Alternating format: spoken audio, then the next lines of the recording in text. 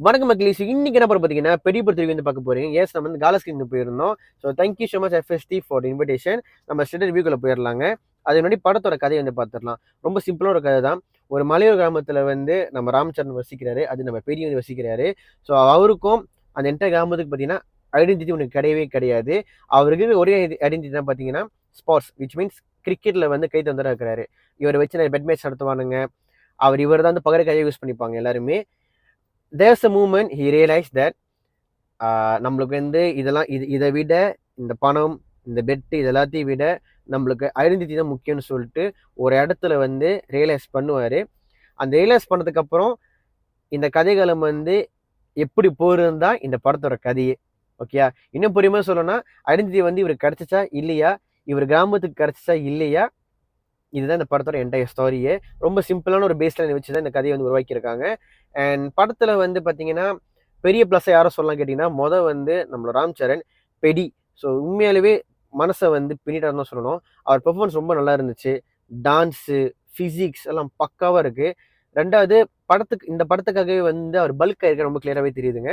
ரொம்ப நல்லா இருக்காரு. ஏன்னா ஒரு இடத்துக்கு பார்த்தீங்கன்னா வந்து ஒரு கிராஸ் ஓவர் அத்லட்டாக மாறுவார். விச் மீன்ஸ் அவர் வந்து கிரிக்கெட்லேருந்து குஸ்திக்கு போவார். ஓகே, அந்த இடத்துல அந்த குஸ்திக்கு வந்து சில உடம்பு தேவைப்படும்ல.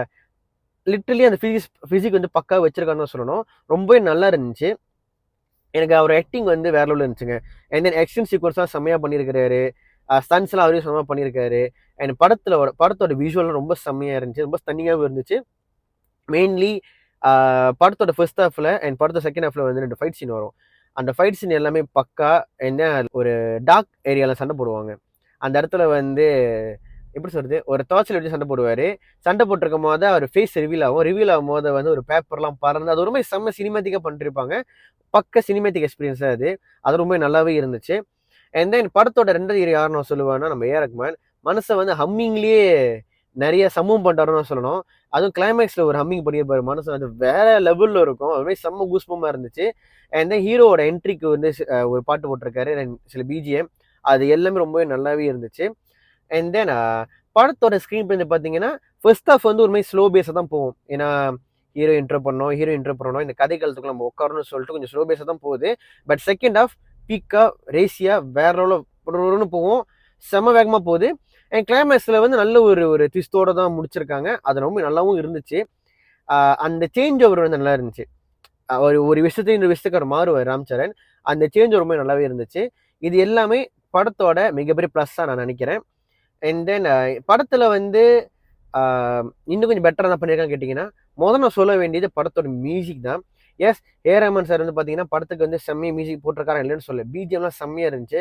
பட் மியூசிக் வைஸ் பார்த்தீங்கன்னா எனக்கு அந்த அளவுக்கு வந்து ஒர்க் ஆகலை. பிகாஸ் நான் தமிழ் டப்பில் தான் பார்த்தேன். இன்னும் கொஞ்சம் பெட்டராக பண்ணியிருக்கலாம்னு நான் நினைக்கிறேன். அந்த ஹெல்லோ ஹெல்லோ போட்டு அது கொஞ்சம் வைபாக இருந்துச்சு. மற்றபடி வந்து ஹீரோ இன்ட்ரோ சாங் வந்து அந்த இங்கிலீஷில் வரும், அதெல்லாம் நல்லா இருந்துச்சு. பட் மற்றபடி எனக்கு அந்தளவு ஒர்க் ஆகலை.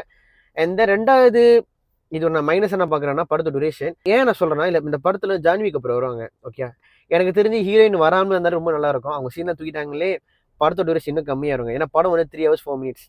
இவங்க சீனில் தூக்கிட்டாங்கன்னா படம் வந்து ஒரு 2 hours 30 or 40 minutes முடிஞ்சிடும். ஓகேயா, எனக்கு அப்படி தான் தோணுச்சு. 2வது இது ஒரு மைனஸ் தான். அவங்களே ஒரு மைனஸ் தான். ஏன்னா படத்தில் வந்து அவங்க ஃபேஸை காமிச்சதை விட மற்ற விஷயத்தை தான் அதிகமாக காமிச்சிருக்காங்க. லிட்ரலி அவங்கள வந்து ஒரு மசாலாக்காக யூஸ் பண்ணியிருக்காங்க. ஓகேயா, எந்த ஒரு முக்கியத்துவமும் அந்த ஒரு கதாபாத்திரத்தும் கிடையாது. எந்த விதத்துலையுமே வந்து ஹெல்ப்பும் பண்ணல. ஸோ எனக்கு அது ஒரு டிசப்பாயின்மெண்ட் தான் இருந்துச்சு. ஐ ஹோப் லைக் இண்டஸ்ட்ரியில் இருக்கிறவங்க எல்லாருமே ஒரு ஃபீமேல் கேரக்டர் உள்ளே கொண்டு வரும்போது கொஞ்சமாவது அது ஒரு யூசேஜ் இருக்குமே கொண்டு வந்தாங்கன்னா ரொம்ப நல்லா இருக்கும்.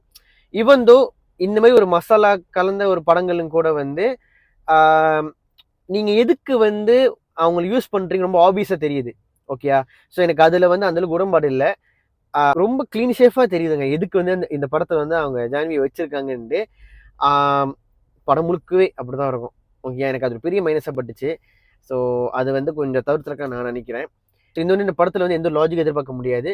நீங்கள் லாஜிக் எதிர்பார்த்தீங்கன்னா சத்தியமாக இந்த படம் வந்து உங்களுக்கு பிடிக்காது. பட் உங்களுக்கு நீங்கள் வந்து ஒரு கமர்ஷியல் படம் ஒரு ஃபேனாக இருக்கட்டும், உங்களுக்கு கமர்ஷியல் படம்னா ரொம்ப பிடிக்கும்னா, ஆக்ஷன் படம் ரொம்ப பிடிக்கும்னா, ஸ்போர்ட்ஸ் படம் ஆக்ஷனை கலந்து சொல்கிற மாதிரி உங்களுக்கு இருந்தால் உங்களுக்கு பிடிக்கும்னா, கண்டிப்பாக இந்த படம் வந்து உங்களுக்கு பிடிக்கும். அது எந்த டவுட்டும் கிடையாது. நல்லாவே பண்ணியிருக்காங்க. ஸ்பாட்ஸுக்கு ஒரு நல்ல ஒரு முக்கியத்துவம் கொடுத்துருக்காங்கன்னு தான் சொல்லணும். அதே சமயத்தில் ஒரு ஐடென்டிட்டி, ஒரு ஸ்பாட்ஸ் வந்து ஒரு ஐடென்டிட்டி வந்து எப்படி கொடுக்குதுன்னு சொல்லிட்டு அந்த ஒரு விஷயத்தை அழகாகவே கன்வே பண்ணியிருக்காங்க. அது அது அதோட ஸ்க்ரீன் ரொம்ப நல்லா இருந்துச்சுங்க. ஓகே. இது வந்து படத்தோட மிகப்பெரிய ப்ளஸ்ஸா நான் பார்க்குறேன். ஸோ இதுதான் என்னோட ஹானஸ்ட்டான ஒரு ரிவ்யூ. ஸோ இந்த ரிவ்யூ உங்களுக்கு பிடிச்சிருக்குன்னு நம்புறேன் கைஸ். ஓகே. ஸோ இந்த ரிவ்யூ பிடிச்சா மறக்காம லைக் பண்ணுங்க, ஷேர் பண்ணுங்க, சப்ஸ்கிரைப் பண்ணுங்க. அடுத்த நம்ம புது ரிவ்யூவோட புது ரியாக்ஷனோட வரலாம். பாய்.